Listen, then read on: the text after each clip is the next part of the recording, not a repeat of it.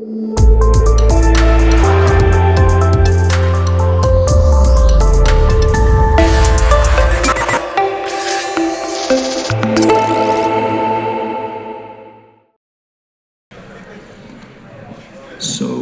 everyone. Great to see quite many faces still in the audience, even though Saturday afternoon and also the weather got better, so there are some so to say temptations outside. But kudos to all of you who managed to still be here. My name is Krzysztof Krawiec. I'm a professor of computer science here at Poznań University of Technology, and I have an utmost pleasure to introduce our last keynote speaker, Professor Björn Schuller. Who has joint affiliations, the major one at the Health Informatics at the Technical University in Munich, and he's also a professor of artificial intelligence at the Imperial College London. Professor Schuller has amazing publication record, comprising over 1,000 publications, and from disciplines revolving, I would say, or areas revolving around medical informatics and topics that will be covered in this keynote. His past affiliations are also spread all over Germany and many other places, so actually not only Germany.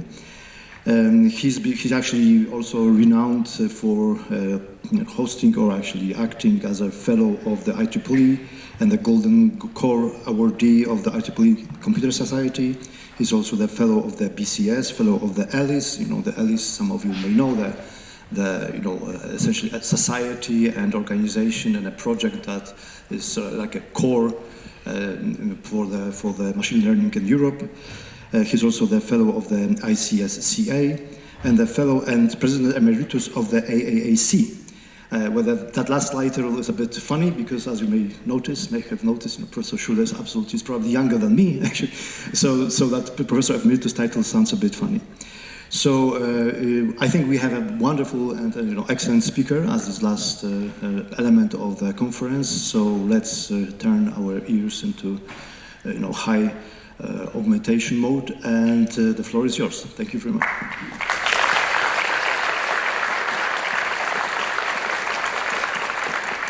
Thank you so much, Christoph, and thank you so much for the Ghost organizers and the Ghost Society I learned today to have me here today. So this talk will be about audio, and maybe the first question I have for you is, who ever heard the term computer audition? Nobody did? Okay. So you all heard computer vision, I guess, because we just had a parallel session on computer vision. Computer audition is doing the same things, more or less, with audio, but nobody uses it. I like it. There's a zillion of other terms like machine listening, but it doesn't really cover it all because we will also be talking about synthesis of audio. So I want to talk about audio, and this is the conference on applied machine learning, so I want to talk about the applications of audio, and that is in particular in the real world, and the Interstellar experience was just a catchy title, but more seriously it will be interstellar in the sense that we will go from analysis to synthesis and between different application fields, so it will be a little bit of a mix. Maybe my second question, after nobody of you knows the term computer audition, is who has been working on audio though? So that's a few though. Speech maybe? Speech processing, okay. What other audio? Like music. Music, oh yes, another classic. So today I will not talk about music really, but we have been applying the things here of course also to music, music generation and music analysis. So as said, I want to talk about applications first, maybe just as some real-world use cases to also motivate the problems that we have when we do all of this. And I basically brought two of my major topics today, two to make you feel good. One is health and the other one is saving the environment. So let's start with health. And in health, we have been looking into speech first for a long time, so it seems obvious that you can recognize from speech things like depression. At least to me it seems obvious, because I've been working in effective computing, so speech and emotion analysis for many years. But it goes way beyond. At some point we moved into neurodegenerative disorders, recognizing Alzheimer's early on, for example, neurodevelopmental disorders, recognizing autism early on, for example, and a lot of breathing-related issues like COVID-19, asthma, and so on, which also seem natural. I just have for you a quick chart on all the things that we have been doing over the last years. There are some missing, I guess, but it's the bigger topics we have been targeting with audio. What you can see is two things in a nutshell. First of all, we could help every third to fourth citizen on Earth by doing audio for health monitoring. And it's also audio that goes beyond speech because it's joint sounds. If your joints are having issues, it's digestion sounds. So a lot of sound processing, not only audio processing from the voice. As one example, I brought to you depression. I was thinking about COVID-19, but I think we all don't want to hear about COVID-19 anymore. It was maybe the biggest effort we had over the last years to recognize COVID-19 automatically from the voice, supported by the UK government quite heavily, giving us data of 70,000 volunteers and helping us from Downing Street number 10, or number 10 as we say, heavily. But I brought depression because that's the aftermath, maybe it increased afterwards. What you can see is studies conducted in UK, Spain, and I think the Netherlands, right, on acoustics, and that's kind of old school. Old school in the sense that you see different features that have been designed by experts that we can understand, like the duration of phonation or pitch and so on. And you can see anything that is off the middle line is somehow having an effect on depression in our study. So if we have features, we can measure their values and see if it's likely to be depression or not. Of course, we mostly do this with deep learning these days. The other thing was looking at the words. So it's not only audio in the sense of not looking into the semantics. Semantics for speech are the linguistics. We're using here BERT, so a large language model, and ASR to cluster the topics people are talking about, and found at the end of the day the talking about sleep or not having expectations are, for example, worrisome. And other topics like your friends, holidays, and so on are not worrisome in the sense of an alarm signal for depression. At the end of the day, with deep learning that I will talk about, we put together a system that we put into the real world in Japan first. Why Japan? We also had it in the other countries, but we had a much lower return rate in the sense of audio sent back. In Japan, people are more, whatever, well-behaved or tech-affine, whatever it is. They send us back 100% of the data. And we collected data 5 times throughout the day, and at the end of that very day we got a concordance correlation coefficient of 0.55 roughly. It doesn't sound like 90 or 100%, but it's actually pretty good because even humans disagree heavily on this depression severity. So it's in the range of asking several experts on depression rating disagreement, and it seems to be working. But of course, it's a start into much, much bigger health analysis. The second example, as said, is looking into saving the environment. And to me, as an AI engineer, it always matters if the real challenges are coming. There is a call for action, sort of, by the real challenges. Can we actually help, or are we just doing funny things? And COVID-19 was one of those where we needed to give immediate answers, I felt like, and saving the environment is another one. What can we do with audio, with Computer Audition? So we can monitor the environment, like melting ice, wildfire detection, a lot of things that make sound, actually. We can also monitor organisms, species, richness analysis. I will have an example from that for you in a second. And we boiled it down into the elements, so basically air, earth, fire, and water. I already mentioned melting ice, floods, water supply, maritime life, and so on for water. Fire, we have wildfire, but also human-made noises are subsumed here. Earth, like animal population. Plant, bioacoustics, hearing the grass grow with AI, but more seriously, indeed, listen also to trees and so on. Area life, and so on. Now, we have been looking into what are the advantages of audio. You might say, why not use video or imaging? Imaging is super present, of course, in health as well. If you think about AI and health, you would usually come up with imaging, CT, X-ray, and so on.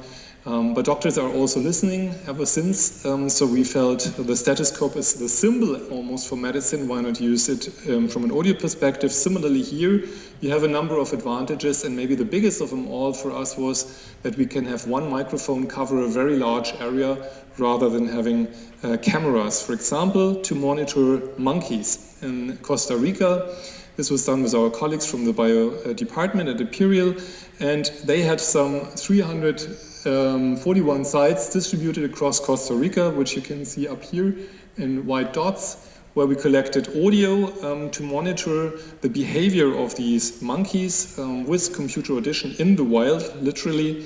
And what we found is different effects of forest coverage or roads that meet with the forest, density of buildings and so on.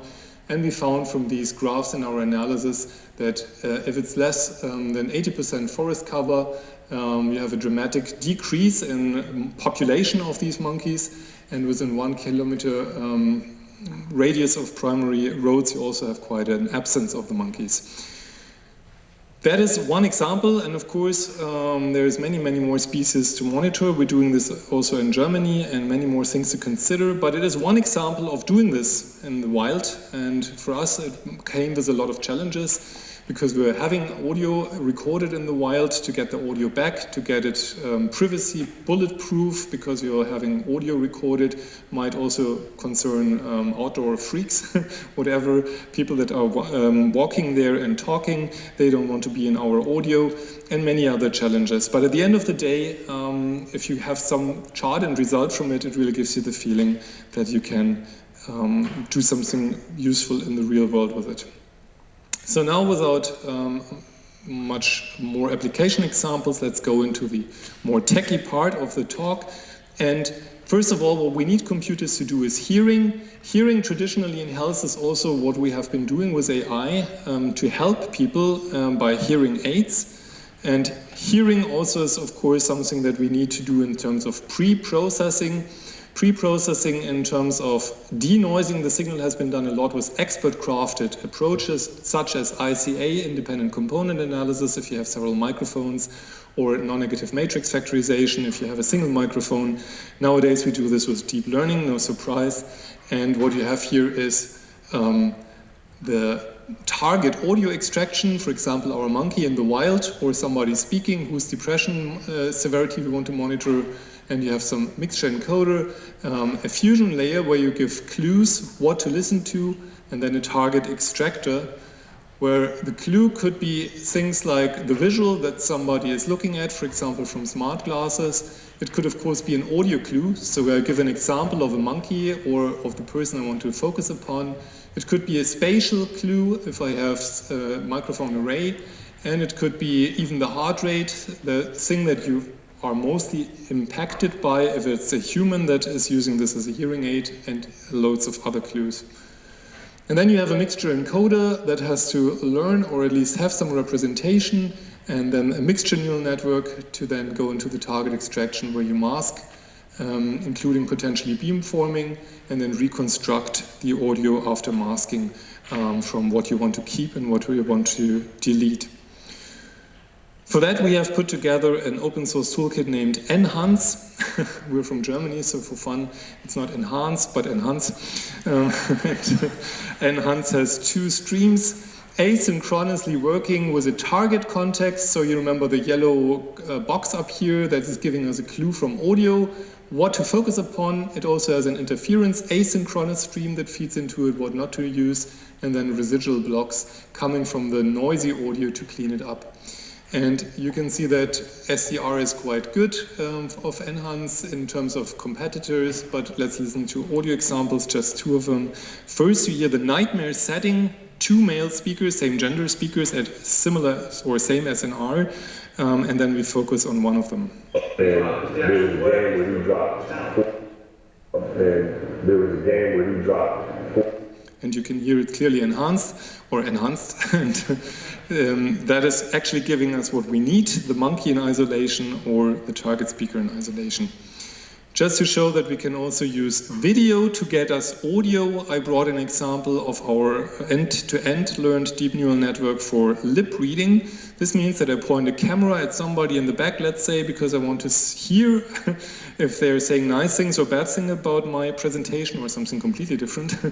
So we're looking at the lip movement, and I'm from München, where the soccer trainer of FC Bayern always has his mouth covered. My dad keeps asking, why does he do it? And now I can tell him because of this software. So here is lip reading to audio from a known person. You will first hear the real audio, then some approaches from us.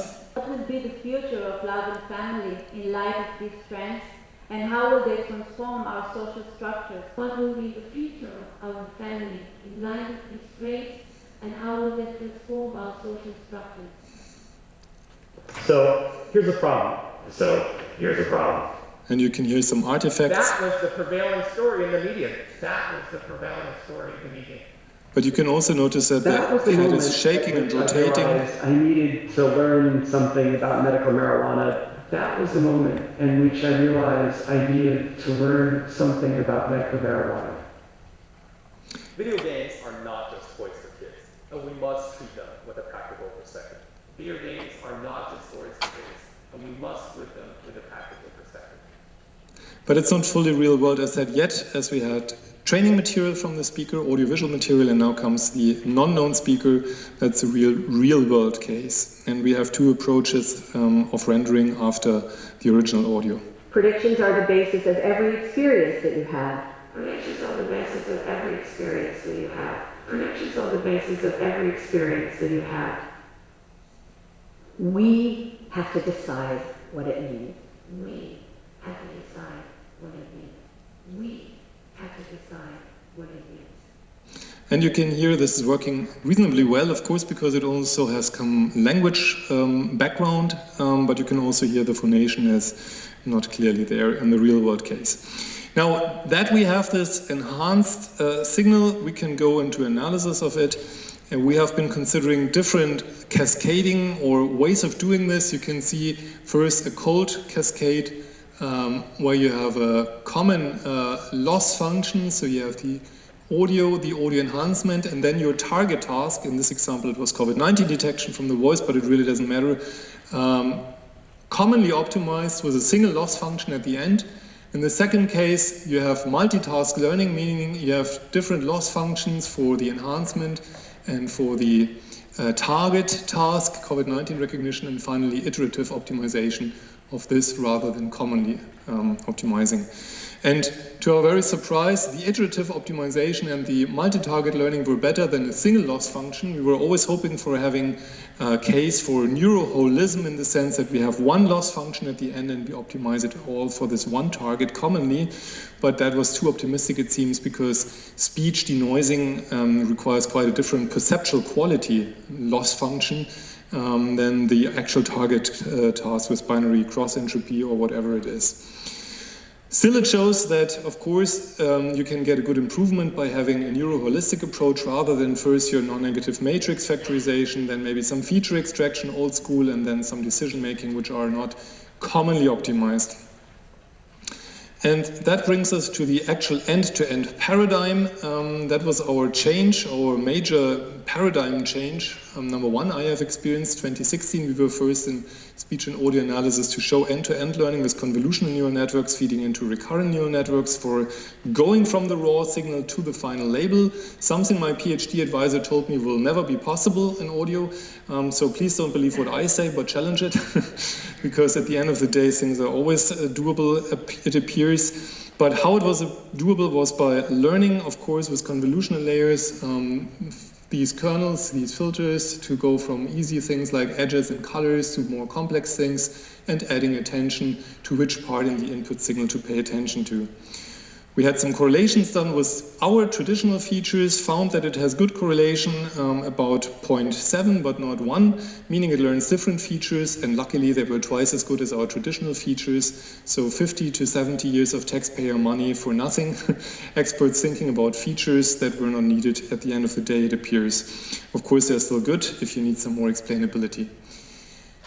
The long-short-term memory recurrent neural network part learns the temporal behavior. With inverse Jacobian analysis, you can find per output dimension or per neuron the time profile. Here we have a bidirectional network, so if we make a decision here, we see how much past and future information is needed for each neuron.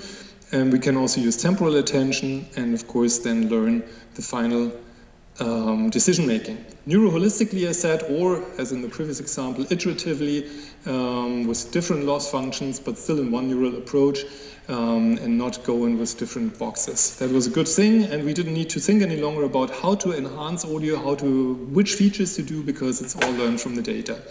But wait a second, what isn't learned from the data yet is the topology for all of this. And there was a super dependence on the topology. If I choose 2 layers or 3 layers in the convolutional network, made a big change. How many times do I pool? Which type of pooling? How many filters? And so on and so forth. So we went into reinforcement learning for neural architecture search. It did work, and in 2018 that was first in our field, but luckily other people have been smarter than us and came up with approaches like DARTS for neural architecture search. Is much more efficient than our reinforcement learning was. And today we can learn even heavy complex compounds of neural networks consisting of convolutional layers, feeding into recurrent long short-term memory layers in one compound. So in other words, we have algorithms that can find us the best topology to then find the best representation, find the best enhancement, and make the best decision neuroholistically. And the hyperspace is quite complex because you have, as said, the different numbers of layers, which type of pooling, how many types of pooling, layers of convolution before pooling comes, and so on and so forth. So rather than using MobileNet or LeNet or whatever, going from a standard architecture, we can learn, at least for our size of tasks, our optimal architecture. That gave us a massive improvement in our tasks. Here, speech and depression recognition from it. So only hand-engineered features, best architecture, convolutional net only, and you see a massive improvement with the automatic approach, and combined optimization of CNN and RNN with long short-term memory network also gave a much, much better result. So we thought that's it. We're done. We don't need to think about the architecture. We don't need to think about the features. We just get data plus the labels, supervised learning, and we do a neural self-learning blurb that gets the job better than we would do it. Great. But we still need data, right, for supervised learning. And what about the foundation models today? There have been quite some talks already about it.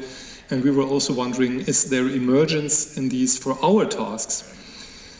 We started with language because I showed you for depression recognition we also do language analysis after speech recognition, and we were wondering, can such a ChatGPT, for example, recognize depression, or can it recognize suicidal risk? We chose suicidal risk simply because we had a database that was released after ChatGPT training. We were sure it was not in the training, and we asked it to recognize suicidal risk. We also ask it to recognize sentiment, so how positive or negative something sounds related to depression. We compared that with traditional approaches. This is 1990s style Joachim's one hot encoding or a few hot encoding word vectors with a support vector machine at the end. This is 2010-ish style Thomas Mikolov's word to vec, so you have some data trained representation already with some support vector machines at the end. And now it gets interesting because we use another foundation model, Roberta, fine-tune it, train the backend on the target task, and that should be much better, you would say, because it's trained on the target task and it is a LLM. But as opposed to that, we directly asked ChatGPT, is the person writing this at risk of suicide? Or is that positive or negative? The outcome was that sentiment is best solved by ChatGPT emergently. So without any training on it, it's better than anything we train for it. So it seems like we don't even need data. Great.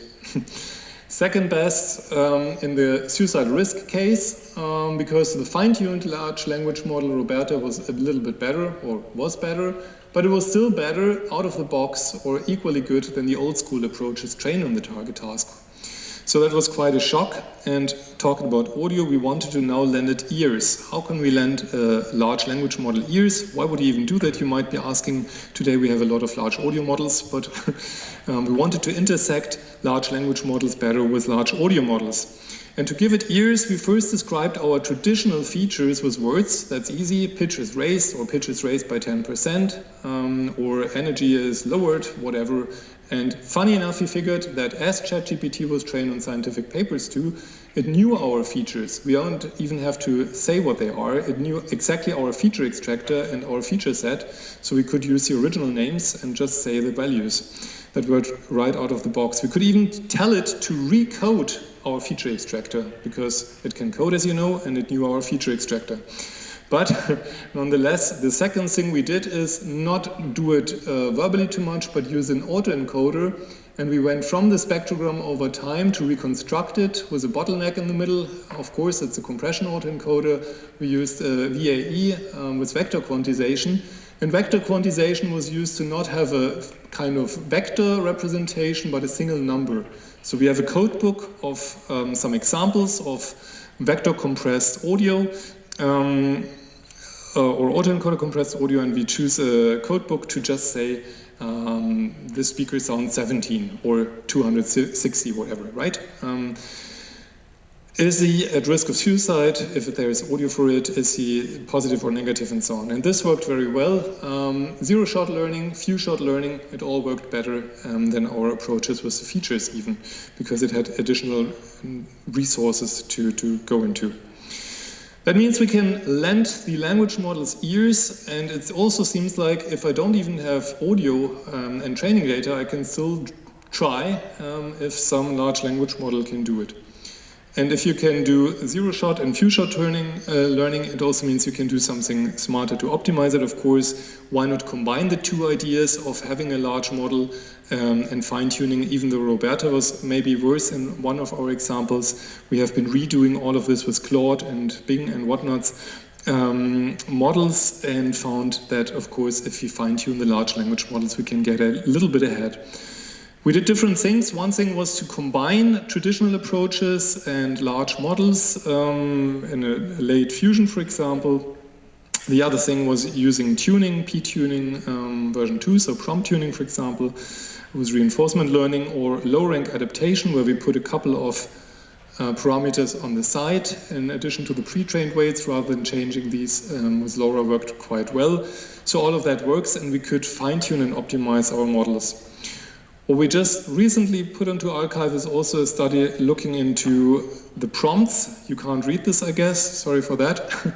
But we have been using expert-crafted prompts rather than optimized prompts from reinforcement learning, just to see what it makes as a difference. So, for example, the ignorant, the gambler, the expert, and so on. So, does it have an influence if I ask, is the person at risk of suicide as compared to Europe psychologists? Do you think this person is at risk of suicide? Or I need to pass my exam tomorrow, and I need to see if this person is at risk of suicide, and so on and so forth. Different prompt types, well motivated, and they had quite an influence on our outcome. So the prompt type really is one of the things we now have to work on. So kind of we shifted from designing enhancement, designing feature extractors, to designing neural networks that can self-do that, to self-learning the neural networks, but still having to have data, to looking if it's emergently there, to now see how we can best prompt. So maybe that's our new bottleneck and our new thing to do. I just wanted to give another fun example of what you can do with these models in terms of zero-shot learning. What if I don't have audio for something? Maybe you know that there is a lot of bird sound recognition challenges ongoing, clef challenges, for example. So we looked into those, and we pretended that we don't have any audio material of the birds, but rather described the bird sound and could see if we can then recognize it. So we have a verbal description of the bird sound, like a bird watcher would have, and then see if we can actually recognize it. And I can read to you a bit of this, or you can read it even better than me, I guess. This is from such an encyclopedia that describes bird sounds. Call a straight, slight, sharp whistle, whist, often repeated impatiently. When highly agitated, a discrete clicking is added, whist, tick, tick, tick. And below you have see, through, till, till, till, lil, and so on. And maybe it's hard for you to imagine how this bird would sound, but the large models can do it. It really worked. We can feed in the query, the audio query, and we have this description of the sound, and then we can see if it is this bird. This we will introduce in 2 weeks at ICASP, our audio conference. So All over, we have been using large language models, and now comes the boss fight for us, having at academia worked on better recognizing audio with computers. Why boss fight? Because we can't easily train our own large models. It takes some big companies usually to do that, or at least a very generous research grant to do that. And now, of course, in the meanwhile, large audio models have appeared. Here I'm giving you examples from Uni Audio and show two things. First, synthesizing audio. A man said with a relative low tone and saying a fast beat and breathe loudly, and then what he's having to say. Sacrifice the whole prices of life. And it's clearly a man with a low tone and yeah, saying at fast speed and breathing loudly. I'd say it's good. And now comes maybe the even more shocking part to me. Replacement of audio. So you replace the word called as named. You write this in words, and then you have the original audio. He is called, as you know, the apostle of the Indies. And now, after the instruction, he is named, as you know, the apostle of the Indies. And you can see, or hear, it's inaudible, at least to me. It really sounds perfect, the person saying something differently. So all the things we have been doing seem again to be challenged by now very large amounts of audio pre-trained models, directly pre-trained on audio, with the intersection of text. As there have been many talks about this, I won't say too much about self-supervised learning. You have different types of doing this pre-training, of course, such as going from a spectral representation and whatever masking, and then trying to predict what has been masked out, for example, or, of course, some predicting next sample values, potentially after quantization, as in WAV2VEC 2.0. Quite interesting is maybe this one here, because this one is so-called workers. It pre-trains the net by imitating feature extractors. That means that the old feature extractors haven't been a waste of taxpayer money, but they are now used to pre-train neural networks to learn about pitch and energy and so on. And then at the end of the day, you can fine-tune them. So once you have initialized them with traditional features, you have the neuroholistic approach with a loss function at the end to commonly optimize them with your target task. We have been using this in our tasks, for example, emotion recognition from speech or depression recognition from speech with tremendous effects. This was a convolutional neural network, self-learning feature representations at a concordance correlation of 0.25, and this is using such a large model, in this case WAV2VEC 2.0, at concordance correlation 0.635. After using end-to-end learning instead of traditional features and measuring twice as good a performance, I thought, this I will not see in my career again. Now I saw 3 times as good in our traditional features, not traditional, but the self-learned features. So the next stage, and it again got much, much better. So you can see it really makes a huge difference to have the backing up of large amounts of data in the model. We figured that in this case, it's particularly because of prediction of the next sample points. At some point, it learns about the inherent language a little bit and the linguistics. Since then, a lot of large audio models have appeared. We just put a survey onto arXiv, and we would have to update it probably on a monthly, if not weekly basis, because these models keep appearing, and we will not write service probably in a while, because it's just too much work to update them these days, but they have become bigger and bigger. And what else they have become is much more multimodal. This is quite noticeable because now these models are learning about also the dependency between audio and video. Previously we had been showing that we can learn by using computer vision about audio in a quite handcrafted approach. Now with the large models you have all these dependencies and relations between language, audio and vision kind of inherently and naturally coming inside these models. And it will be very exciting to see what they can do emergently and how we can use these and how we can optimize these. Just wanted to say that we also revisited old features. First, we had trained our own feature extractor, OpenSmile, which has been heavily used in the audio community in competitions as baseline and in many research papers. How well can we learn to imitate OpenSmile? And what you're seeing here is the neural network trying to imitate with blue curves the original red curves of OpenSmile. Sometimes it's a bit off, oftentimes it's doing reasonably well, but of course we didn't train a large model with thousands of hours of audio, but models we could train. And at the end of the day, in fact, it's a good idea, it seems, to pre-train by using some traditional feature extractors. For us, it was bad news because we founded our company based on this, a startup 10 years ago, which is now 100 employees plus. But it was based on our feature extractor. Nowadays, anybody can easily copy our feature extractor. So we have to think about something new, obviously, and not rely on a feature extractor is good enough for a company. The other thing that is interesting, which we have been starting to do more and more, is why not use the old features and rather than try to learn the old features from data, parameterize these automatically with a neural network. And if you are into audio, you probably know meal frequency capsular coefficients. Basically, it's a time frequency representation that is perception adequate.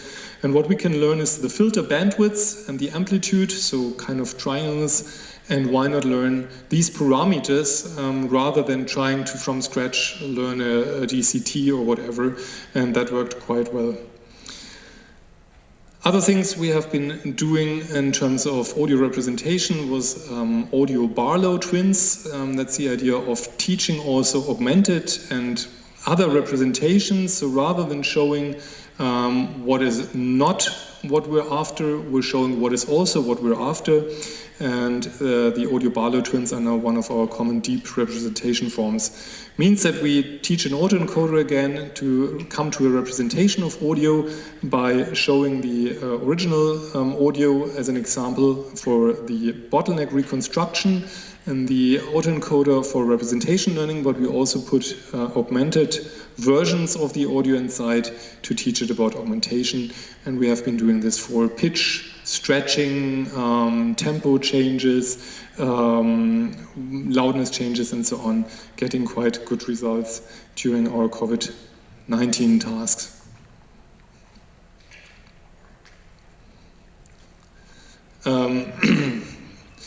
One thing you have to make sure is that, of course, by such a feature representation that you're learning from data, you don't teach it that augmentation doesn't matter in your target task. Just to give an example, we used shifted pitch as one augmentation. Maybe it didn't matter for recognizing emotion and speech so much, but it did matter a lot in music. So we don't want pitch invariant features in music information retrieval tasks, obviously. That brings me just quickly to the side of generation. I've already shown you examples from Unio Audio. Here is just the latest non-large model approaches that we had put together for speech synthesis. It's based on diffusion models at this point. Before we had been using GANs a lot to do the job, hi-fi GANs and other versions. And in this case, we've also moved to diffusion models. And basically, you can hear the target that we want to produce, giving an example of a voice and how it sounds, and the text. 1855. And now our approach. In 1855. In 1855. Two different flavors, and you can hear it's pretty perfect. So we really have arrived at a moment where we can do speech synthesis when we know the voice and know what we want to say, also from such models directly. In 1850. Sorry. Can we also alter things in the audio? I've been showing you the loads of different health states that we're after. Could I sound like I have COVID-19 if I don't have it? Or the other way around, if I have it, I want to sound like I don't have it. Could I sound like whatever? I'm excited, I'm sad, and so on. Here is synthesizing emotion in different target states. I am a student and I study in the university. And angry. I am a student and I am studying in the university. Happy. I am a student and I am studying in the university. Neutral. I am a student and I'm studying in the university. Sad. I am a student and I'm studying in the university. Surprise. And just two more rounds. Attention is all you need. Attention is all you need. Attention is all you need. Attention is all you need. Attention is all you need. transformer to generate this speech. I am using transformer to generate this speech. I am using transformer to generate this speech. I am using transformer to generate this speech. I am using transformer to generate this speech.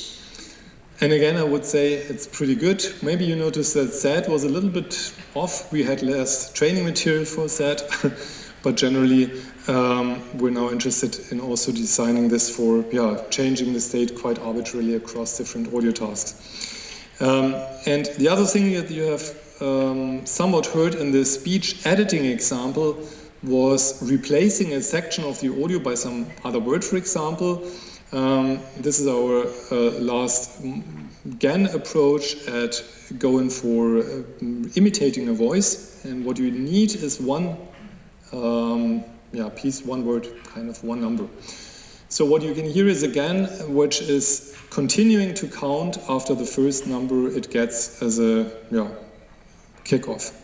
9, 0, 1, 2, 3, 4, 5, 6, 7, 8, 9. And another one. 3, 0, 1, 2, 3, 4, 5, 6, 7, 8, 9. And I'm just skipping over the other two. Oops. So again, I'd say it's not quite perfect, as good as the large model, but it's also pretty good. And now we're looking into doing this for other audio and sounds as well. Some challenges I wanted to quickly touch upon that come with all this, and potential also, not only challenges, include adaptation. In particular, in the speech case, we have way too little exploitation of adaptation to our target task. The next up is in particular maybe efficiency. If you want to go into Costa Rica wildlife monitoring, or if you want you to have something with you to listen to your health from your voice, from your body sounds, it's always the same problem. We need to be very efficient that it doesn't eat up your battery. It needs to be very efficient in terms of it can be in maybe even jewelry or very small devices. So we want to be very efficient on that end. Now, there is very easy tricks to get neural networks more efficient. Today there was also a session on this, coming from quantization of weights and so on, down to reducing the number of neurons by whatever dropouts and the like, to knowledge distillation. What we have also started to do is look into the hardware side of things and optimize the hardware layout for our network topology. Of course, we're not a big company, but at least you can reduce the number of parameters heavily, and also the energy consumption is becoming more and more realistic in sense of deploying this without eating up people's battery. We can now run our algorithms on the smartwatch. On the smartphone, of course, it's no problem, but also on the smartwatch. We can now more and more run it also even on smarter jewelry or in very tiny devices that we can put somewhere. And of course, another major issue at that point becomes the microphone and the microphone size and so on. The next one is explainability, and I just wanted to make a quick case that as scientists we usually visualize things, maybe because there is a large computer vision community and you didn't even know the term computer audition today says a lot, but it's also because we print things on papers and it's always good to put a nice image maybe. But in audio, we filed that we need much more sonification. So we are considering how can we sonify explanations and not only visualize them, so that you can listen to it and hear, okay, this is the part the neural network uses to recognize it, or whatever, this is the part where it's unsure about, and so on. We have been starting to work in sonified explanation with deep learning, using something inspired from NMF, which we will introduce in ICASP again in 2 weeks. But I also feel that with the large language models, we will be seeing much more verbalization of explanations. That's already the case, of course, for computer vision, even for self-driving car tasks, but we're still to see more of that in the audio world. And we need much more usability testing of such explanations rather than just putting them out there and assuming that it's clear enough. So I think another major bottleneck in explainability will be usability testing and personalization. And with the large language model, we have this ability to personalize. We can have an explanation and then adapt it to the target person. So I think those are major steps here. I also heard today a talk about attacks on the visual side. We have adversarial attacks, of course, also in audio. It's actually quite impressive. I have a colleague in Bochum, now in Berlin, and she is doing ASR attacks, so automatic speech recognition attacks, giving a piece of music played where you hear absolutely nothing but music, and Alexa would order something on the internet for you if you have one, because it would have some adversarial attack in the noise that you don't hear saying, please Alexa, or Alexa order 10 new packs of diapers or whatever. And similarly, we have been doing this for our health states. We could attack an AI, making it believe that a speech is completely healthy or completely sick. In a more and more model agnostic way, so we don't need to know too much about the model behind. And this has become more and more of a race, I feel, of making the model robust against attacks and developing new attacks, almost like virus scanners, where you have the people bringing new viruses out and then making things robust to that. So what comes next for audio in particular, in my eyes, is to become much more deep in the description of audio. If you think of computer vision, we can easily say this is a chair nowadays, we can say it is blue, it is made of wood, and so on and so forth. In computer audition, the past and often still present reality is that we mostly go for sound events or auditory scenes, as they are called. And an auditory scene would be something like, we're in a lecture hall. That's super coarse, yeah. It doesn't say much about what's going on. It just says, this is a lecture hall audio. Or it's a train station audio, something like that. In fact, to me, just on a side note, this has been the first time we had reviews on Amazon, because we, with the company, put one product out onto the consumer market. Usually we do business-to-business things. But with Jabra GN in Denmark, we put together the first AI-enhanced headphone that is having auditory scene recognition. So it recognizes if you're in a train station or a lecture hall. And it's quite a different experience if you get back feedback like, I like the product, I disliked it, or things like that. But now I say here, that's ridiculous almost, to have such a coarse description of audio in a lecture hall or train station. So if we are in an office, what we have is a much richer setting where we have people maybe speaking, we have maybe some street noise from the outside, maybe somebody opens the door and so on, maybe a phone is ringing or rambling, whatever, because it has vibration alarm. And what you can see is the vision is to attach rich description of the audio to it. Let's start with speech. We already have seen that. Somebody is smiling, is female, maybe 42 years old. The smile is mild, but the voice sounds, or the smile sounds, well, the laughter sounds sincere. All of that we have been doing in 15 years of Compare Challenge I organized at Interspeech and ACM Multimedia, going richer and richer into what we can get from the speech, to my heart rate, to my height, to my age and so on, and of course, if I have COVID-19 or not. Now, this is not a new idea. What is, however, is to do the same for any other sound source. So break it down into the individual sources, like a phone lying on a desk, and we say this is a smartphone, Galaxy S8. It's broken, the display, because we can hear that the display is broken, and we hear, of course, that it vibrates. And when I say break it down into the sources, the one sound source of the rattling would be the phone, the other would probably be the desk it's lying upon. So again, we can say it's a desk, it's made of wood, maybe it has no crack, whatever. So the whole idea is to go in a very rich description of states and traits of sound sources and not just of speech, to get a much, much better understanding of sound and audio. So for this, we need to decompose the audio first. We need some interpretation after the decomposition. For example, two guys in a garage fixing a car and hearing some music. So we say two power tools, one car engine, two male voices. We interpret it as a scene, like the two guys listening to music fixing a car. And however, with a higher level understanding, we recognize that this is rock music, but we don't have a bass drum in the sound sources we dissected into. And the bass drum is missing, but in rock music there is usually one. So can't you go back and see if you find a bass drum component that maybe has been erroneously put into the engines. And more precisely, we said we need a decomposition agent and the interpretation, but the interpretation needs some ontologization, very rich, so a phone can be made of glass, can be broken or not, and so on and so forth, all these different states in traits knowledge. And then we have the higher level understanding.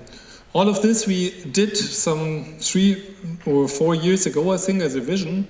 And we thought this is going to be very, very difficult, but now the game has completely changed with the rise of large language models, because the large language models can very easily give us this ontologization, so we don't even need to do much here anymore. And it can also give us the understanding. So what I'm saying by that is that we really massively couple at this moment audio and language. The language models to give us all the world knowledge, the background knowledge, and the audio as a kind of front end for what we really want to go after. We get this much deeper understanding of audio because we feed it with a large language model's knowledge. So that brings me to sum up a bit. I've talked about computer audition, making a case for doing audio with the computer, analyzing audio, synthesizing audio, and how we moved over traditional features, traditional pre-processing into end-to-end learning, into neural architecture search, into finally using large models where we mainly have to work about now how should we fine-tune the prompt, and can we also bring it together with target data in addition to what it can already do. If you have an outlook from here, maybe the first thing is the last thing I said, namely language for audio. So describing audio much more with words. We have started to do this when it comes, for example, to the emotion in speech. You have seen these categories, joy, anger, or whatever. Now we're using much, much richer verbal descriptions. We allow description of what is inside the audio, same for the sound. So we don't use predetermined categories any longer, but we allow free verbal descriptions and have models that are based on that. But of course it's also language for audio, as you've seen in the bird. Zero-shot learning, recognizing a bird you have never heard or have no audio reference for from a verbal description, and these examples. The next one is fusion of analysis and synthesis. That means that we have an even tighter coupling of the two I've been showing today. Traditionally, audio analysis and audio synthesis have been quite separate fields. If you think of speech synthesis and speech recognition, for example, speech synthesis people have been doing form synthesis, completely guided by how speech is being produced, then moved into concatenative speech synthesis, where they recorded speech, cut it into pieces and reassembled it, whereas the audio speech recognition people have done completely different approaches. With the large models, we've already seen more and more of a coming together because of knowing of audio, but I think that is really the future, that we have to couple it very tightly. If I was to learn Polish, of course I would not just learn to understand it or to speak it. Of course I would learn both and benefit from that, vice versa. Then we have self-learning multimodally. I mentioned the large models that are now more and more multimodally trained. I think there is a lot to explore, how we can profit from that and what we can do with it. We also have reinforcement learning. To many in computer vision, this would be, why do I even put it here? That's what you always do, right? If you do computer games playing, video games playing, it's reinforcement learning and learning about the representation, the visual representation of the game. But in audio, this is completely underexploited. So reinforcement learning, let alone at scale, for audio tasks is really something we need to do with applications out in the wild. And the last thing I put here rather visually than by text, and that is this piece of what we're working on, and we're trying to regain inspiration from human hearing. So on the one hand side, more and more data put into larger and larger models, but then again, why not think back of how are we humans doing it at some point? And we also try to go back into better understanding how we can better simulate the human hearing. Now, I think that brings me to the end of time. And by that, I wanted to thank you very, very much for your time and interest, and await your questions.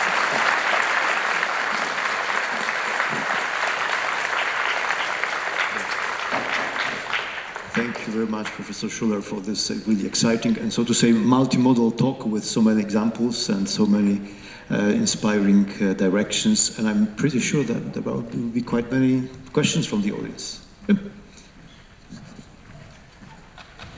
Yes, thank you for the amazing talk. I want to ask about, at the very beginning you were saying that sometimes you have pictures and audio, and could you tell about the case when audio actually bring better performance than vision? And the second question is, does it always bring different knowledge and context, or sometimes the context of audio and the video overlaps? Yeah, thank you very much for the question. It does, of course, heavily depend on the use case, and we have been using audiovisual approaches all the time to benefit from the synergy, which is very often there. Of course, audiovisual speech recognition as an example. If it's too noisy, I can read the lips. Oftentimes, we do this in all the health things, in particular mental disorders. Depression recognition heavily benefits from also looking at the facial expression. So I think to me it's a question of the application, but also of whatever is convenient, because as said with the monkeys, if I also have cameras and they can see the monkeys, great, but it would cost a fortune. We have been doing this in Austria when I was in Graz for tunnels, spotting an accident in tunnels. And you need a camera every 100 meters, and it goes on forever to put these cameras in there. You have a massive data load. Cameras are falling out of order and so on. We needed 1 microphone per kilometer to hear a crash, and it was super robust. You can easily hear a crash.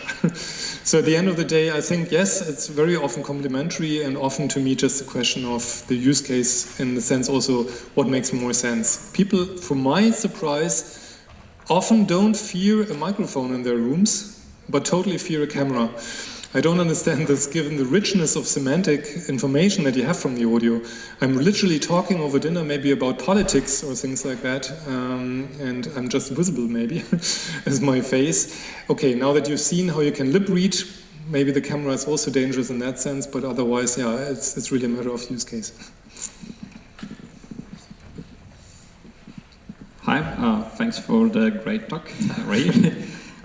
So it was very long time ago on your slides, but you had an example from the lip reading, right? Any specific reason why you didn't do kind of text in between, why you went directly to the spectrogram and then to the vocoder instead of just trying to predict the spoken text from the lips and then just synthesizing it with whatever TTS system? So sorry, I missed which example it was. The lip reading. Oh, lip reading. Lip reading was done end to end. So we had coming from the visual to the audio, and we trained entirely through. So the lip visual was the input into a CNN, and the output was generating the audio. So the spectrogram that was showed, that wasn't kind of like a ground truth spectrogram then? Let me try to make a lucky punch here.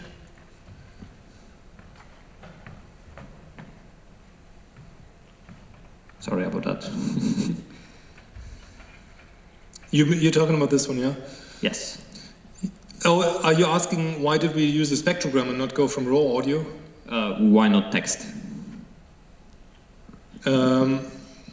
Because you have the text from the video, I assume. Oh, why don't we use text? Because we want to synthesize audio at the end of the day. Yes. So we're not doing speech recognition, but synthesize audio. Yes. Yeah.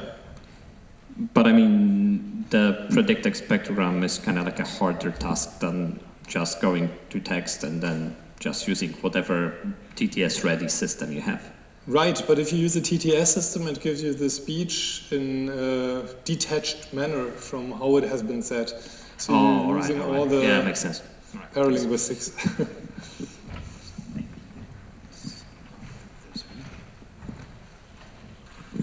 Thank you for this interesting talk. I have 2 unrelated questions to each other, so maybe I'll ask them in sequence. So the first question is regards the auditory scene modeling. Do you see any usage of auditory scene modeling in robot localization techniques? So for example, we could couple vision, LiDAR data, and maybe the scene modeling to enhance localization techniques. What do you think about this approach? It sounds great to me. I mean, we mostly use single sources, and if you use more than a single, why not use two? And we can do a lot with it. And why not use a bio-inspired model there? Yes, definitely. And couple it with video is great, because this is also how we learn a lot about the spatial relation. It's definitely something we want to do, yes. Okay, thank you. And the other question is about like the recent works on state space models and their popularity. So, for example, we have S4 models and Pamba models, and the authors claim that they are pretty good at modeling inherently continuous modalities. So, for example, sound is a great example. And what do you think about the future of using such architectures instead of transformers in speech synthesis or any other auditory, machine auditory tasks? Yeah, maybe the lengthier answer is, since the 20 years or so I'm in research, I've seen models come and go, and we always think, now this is the end, and of course it never is. And to the very specific one, so RNNs may be somewhat replaced by transformers. Despite we do have a strict order of events, transformers often give us better results. State space models, sure, why not? We haven't looked sufficiently into them. And what we can say is that we want to look more into it already. So yes, in short, it looks promising, but I'm not sure if I can already say beating transformers in anything we're doing. Okay, thank you. Any more questions? There's some here, I think, at the top. So thank you for the amazing talk. I wanted to ask actually about the example that's on the slide. My understanding is that the model was some kind of autoencoder architecture, and what I find really interesting about this example is the fact that the audio actually sounded similarly to the person speaking in terms of tone and flavor of the voice. And I wanted to ask if it was, I don't know if the examples you shown us were from the training set, or if the model could also get the good tone of the voice from the video that hasn't seen during the training set, and I find it interesting if we can detect the tone of the voice just from the lip reading and the visuals of the person. Right, yeah. So in the left example, we have the known person. There it's clear, so it's about the unknown person, of course. In the unknown person case, you've seen that we can synthesize a voice, making her count after a very short snippet of example audio. So unknown here means that we don't have any lip movement audio correspondence, but to make it sound more like it, we can still use maybe 1 second of example audio to render it in that way. But coming to your actual question, yes, you can probably see a lot how it should sound. We have more deeply investigated the other way around. So we have been writing papers about hearing action units, for example. So hearing the kind of position of your face from the audio, and of course it should have an impact on the audio if you're raising your lips, eyebrows, whatever, everything changes the vocal tract and should make the sound different.